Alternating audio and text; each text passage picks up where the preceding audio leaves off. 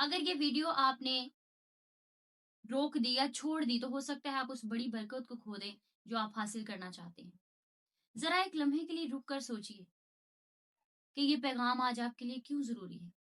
क्योंकि बाइबल मुकद्दस हमें ये सिखाती है कि बरकत हमें सुनने से नहीं मिलती, बल्कि हमें मानने, अमल करने और ठहरने से मिलती है। यीशु मसीह ने फरमाया कि जिसके कान हो वो सुने। अब मसला ये नहीं है कि लोगों के पास सुनने के लिए कान नहीं है। असल मसला ये है कि लोग सुनने से पहले ही छोड़ देते हैं, रुकते नहीं, ठहरते नहीं।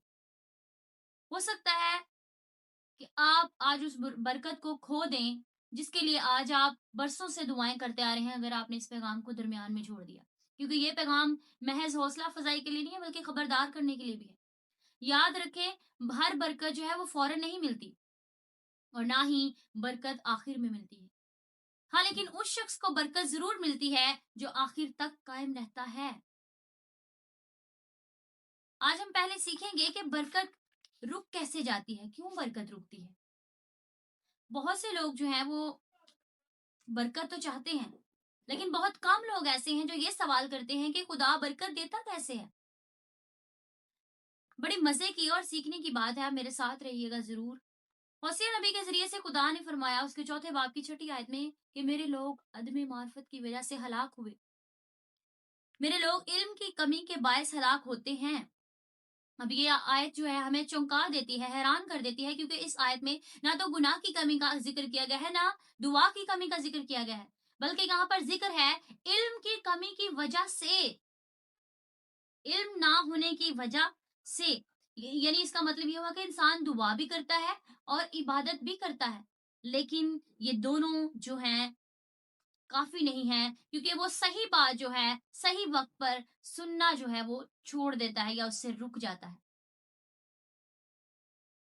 और यूं फिर जो है उसकी बरकत भी रुक जाती है। दुआ अहम तो है, लेकिन दुआ काफी नहीं है। इबादत जरूरी है, लेकिन इबादत अकेली काफी नहीं है। इसके लिए कलाम को समझना, सुनना और ठहरना और फिर उस पर अमल करना भी लाजिम है।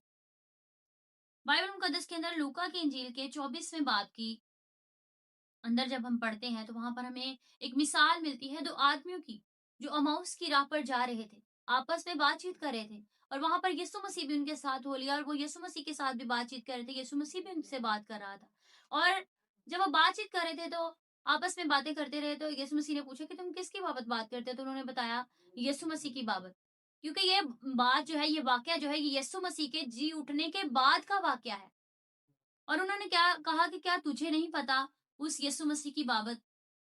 सारा वाकया उन्होंने बताया, और हालांकि वो यीशु मसीह ही था, और सारी बातचीत करने के बावजूद जब यीशु मसीह ने कलाम में से नविश्ते भी उनको पढ़कर सुनाए, कलाम की तशरीह उनको करके सुनाई, इस सब के बावजूद वो यीशु मसीह को पहचान ना सके। वो ना जान पाए कि ये जिसके बारे में हम बात कर रहे हैं ये वही शख्स है। ये वाकया मेरे अजीजों हमें ये सिखाता है कि इंसान जो है वो महरूम रह सकता है अगर वो उसके साथ रहेगा नहीं। किसके साथ? यीशु मसीह के साथ। अगर हम इन 2 आदमियों की बात करें तो ये बात करते करते फिर यीशु मसीह को अपने घर तक ले गए, वहां पर जाकर यीशु मसीह के साथ खाना खाया, और फिर वहां पर जब यीशु मसीह ने रोटी तोड़ी तो फिर उनकी आंखें खुली और उन्होंने पहचाना कि ये यीशु मसीह है। इसी तरह हम भी क्या करते हैं, हमें अक्सर कभी कभार जो है हमें यीशु मसीह की मौजूदगी का एहसास फौरन नहीं होता। उसके लिए हमें ठहरना पड़ता है, रुकना पड़ता है कि वो हमें क्या कह रहा है, उसकी बातों को सुनकर फिर मानना पड़ता है और फिर उन पर अमल भी करना पड़ता है। तब जाकर जो है हमारी आंखें खुलती हैं और फिर हमारी जिंदगी बदलती है, बिल्कुल उन 2 आदमियों की तरह। अगर वो रुकते नहीं, अगर वो ठहरते नहीं, यीशु मसीह को अपने साथ ना ले जाते, उसकी बात को सुनते नहीं और खुद फिर जो है उसकी बातों पर अमल ना करते, मानते ना, तो फिर कैसे उनकी जिंदगी बदलती। उन्होंने जब यीशु मसीह की बात को सुना, उनकी अपनी जिंदगी जो है वो बदल गई। आज भी बहुत सारे लोग यही करते हैं, उनके साथ यही मसला होता है। वो बरकत के दरवाजे तक पहुंच जाते हैं, लेकिन वो वहां से वापस आ जाते हैं, क्योंकि वो बरकत को पूरा हासिल करने से पहले ही रुक जाते हैं। आज भी मसला यही है। بہت سارے لوگ برکت کے دروازے تک پہنچ تو جاتے ہیں لیکن اس میں اندر داخل ہونے سے پہلے ہی وہ واپس آ جاتے ہیں، رک جاتے ہیں، کیونکہ وہ ٹھہرتے نہیں، عمل نہیں کرتے۔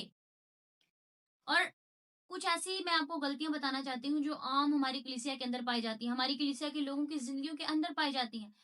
لگتا ہے یا تو وہ ان کو غلطی نہیں سمجھتے یا پھر ان کو شاید کسی نے بتایا ہی نہیں ابھی تک کہ یہ غلطیاں ہیں۔ پہلی بات کہ وہ جلدی دعا کرنا چھوڑ دیتے ہیں، دعا کرتے کرتے جو ہے وہ جلدی چھوڑ دیتے ہیں۔ پتہ نہیں ان کو کس بات کی جلدی ہوتی ہے یا کیا ان کو جلدی ہوتی ہے جس کی وجہ سے وہ آدھی ادھوری دعا کرتے ہیں، جس کا کوئی مطلب نہیں ہوتا، کوئی معنی نہیں ہوتا۔ اور پھر دوسری بات کہ وہ کلام کو نہیں سنتے، سننا ہی نہیں چاہتے، یا پھر سنتے ہیں تو پھر کلام کے بیچ میں سے اٹھ کر ہی چلے جاتے ہیں، یا اس وقت چلے جاتے ہیں جب خدا اصل میں ان سے بات کرنا چاہتا ہے یا کرنے والا ہو۔ آپ کو پتا ہے جب کلام سنایا جاتا ہے تو کلام جو ہے وہ دل پر اثر کرتا ہے، پھر جب کلام ہمیں چبھتا ہے، ہمیں لگتا ہے، ہمیں تبھی پتا چلتا ہے کہ میری زندگی کے اندر یہ کمی یا کمزوری ہے۔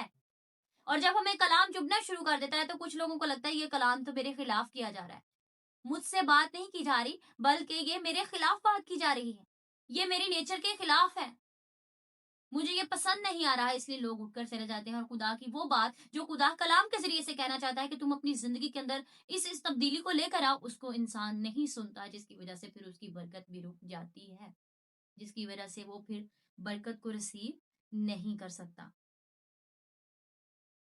یعقوب کے خط کے اندر اس کے پہلے باب کی 25ویں آیت کے اندر بھی لکھا ہے، کلام میں واضح لکھا ہے، ہم پڑھتے ہیں کلام کے اندر اس کی 25ویں آیت میں لکھا ہے، لیکن جو شخص آزادی کی کامل شریعت پر غور سے نظر کرتا رہتا ہے وہ اپنے کام میں اس لیے برکت پائے گا کہ سن کر بولتا نہیں بلکہ عمل کرتا ہے۔